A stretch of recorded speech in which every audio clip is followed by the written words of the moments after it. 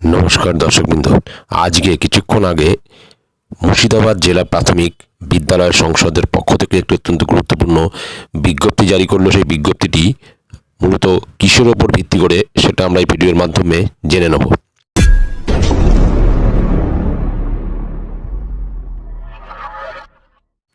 স্ক্রিনে আপনারা দেখতে পাচ্ছেন সেই বিজ্ঞপ্তিটি, যেটি জারি করা হয়েছে 31/1/2024 তারিখে, নম্বর হচ্ছে 2563/41। দেওয়া হয়েছে সচিব বা সভাপতি মুর্শিদাবাদ জেলা প্রাথমিক বিদ্যালয় সংসদের পক্ষ থেকে এবং মুর্শিদাবাদ জেলার সমস্ত অপর বিদ্যালয় পরিদর্শক অর্থাৎ এসআই যারা রয়েছেন তাদের উদ্দেশ্যে। এখানে বিষয়টি হলো সমস্ত সংসদ অধীনস্থ প্রাথমিক এবং নিম্ন বুনিয়াদী বিদ্যালয়গুলিতে ছুটির তালিকা। এখন ছুটির তালিকা কিন্তু প্রাথমিক বিদ্যালয়ের জন্য অনেক আগে প্রকাশিত হয়েছে, তবুও প্রত্যেকটি মাসের তালিকা কিন্তু এই ডিপিএসসি থেকে প্রকাশ করা হয়। এই তালিকা অনুযায়ী কিন্তু তারা ছুটিটা ভোগ করে।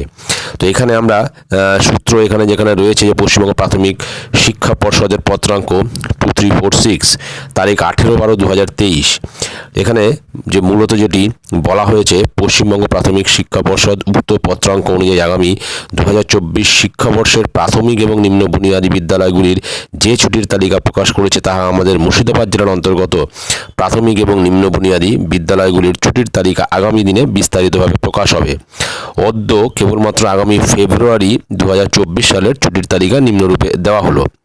এবারে প্রথমে রয়েছে ছুটির উপলক্ষ, তারিখ, বার, ছুটির দিনের সংখ্যা এবং মন্তব্য। প্রথমে রয়েছে সরস্বতী পুজো শ্রী পঞ্চমীর পূর্বদিন অর্থাৎ সরস্বতী পুজোর আগের দিন 13/2/2024 মঙ্গলবার ছুটি থাকছে।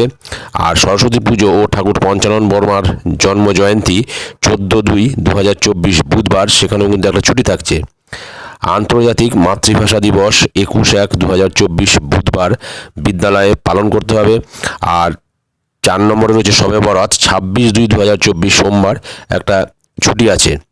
তারপর রয়েছে আপনাদেরকে মুর্শিদাবাদ জেলার অন্তর্গত সমস্ত প্রাথমিক এবং নিম্ন বুনিয়াদী বিদ্যালয়গুলির প্রধান শিক্ষিকা শিক্ষক মহাশয়দের অবগতি এবং বিশেষ দিনগুলিকে পালন করার প্রয়োজনীয় ব্যবস্থা গ্রহণের জন্য অনুরোধ করা হচ্ছে। তারপরে নিচে সিগনেচার আছে মুর্শিদাবাদ জেলা প্রাথমিক বিদ্যালয় সংসদ সচিব।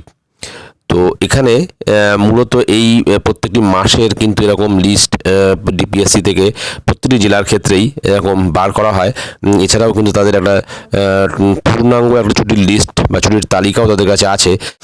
সেই অনুযায়ী কিন্তু এই প্রত্যেকটা মাসের ছুটির তালিকা আলাদা করে বার করা হয়। তো এটাই ছিল গুরুত্বপূর্ণ আপডেট। ভিডিওটি ভালো লাগলে অবশ্যই সাবস্ক্রাইব করবেন চ্যানেলটি পরবর্তী আপডেট ভিডিও পাওয়ার জন্য। ধন্যবাদ।